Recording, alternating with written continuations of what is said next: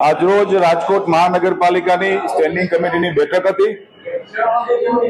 બેઠક સમયે જ ગુજરાત રાજ્યના માનનીય મુખ્યમંત્રી શ્રી ભૂપેન્દ્રભાઈ પટેલ સાહેબનો મને ફોન આવ્યો।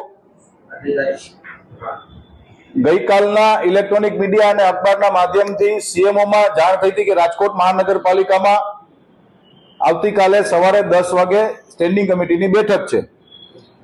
સૌ કોર્પોરેટર મિત્રોની હાજરીમાં જ્યારે સંકલન શરૂ થયું તરત જ માનનીય મુખ્યમંત્રી શ્રીનો સૌ કોર્પોરેટરોને શુભકામનાનો સંદેશો।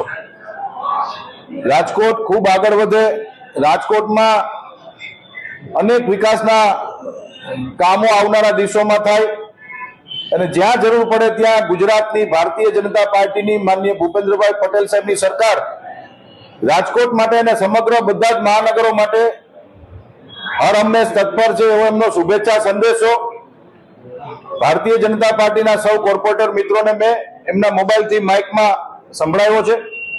કુલ આજે 47 દરખાસ્તો હતી।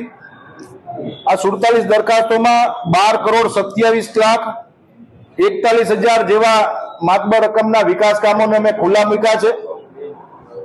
એક દરખાસ્ત છે એ કર્મચારીના પે સ્કેલની હતી, પેન્ડિંગ રાખવામાં આવી છે, જેમાં અભ્યાસ હજી ઘટતો હોવાથી પૂરતો અભ્યાસ માટે આવનારી સ્ટેન્ડિંગ સુધી પેન્ડિંગ રાખવામાં આવી છે।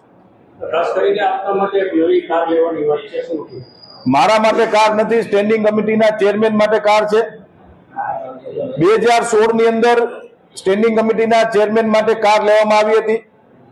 2,28,000 કિલોમીટર ચાલી ગયેલી કાર છે અને વ્યાપક પ્રમાણમાં ખર્ચા આપે છે।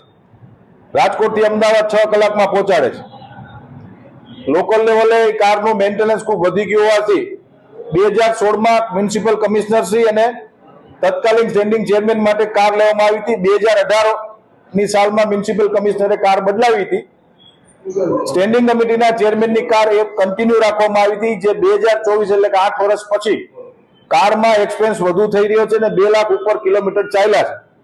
એટલે સ્ટેન્ડિંગ કમિટીમાં ઇનોવા હાઈક્રોસ જે કેન્દ્ર સરકારની ગાઈડલાઈન મુજબ હાઇબ્રિડ કાર સ્ટેન્ડિંગ કમિટીના ચેરમેનની આજે દરખાસ્ત મંજૂર કરવામાં આવી છે।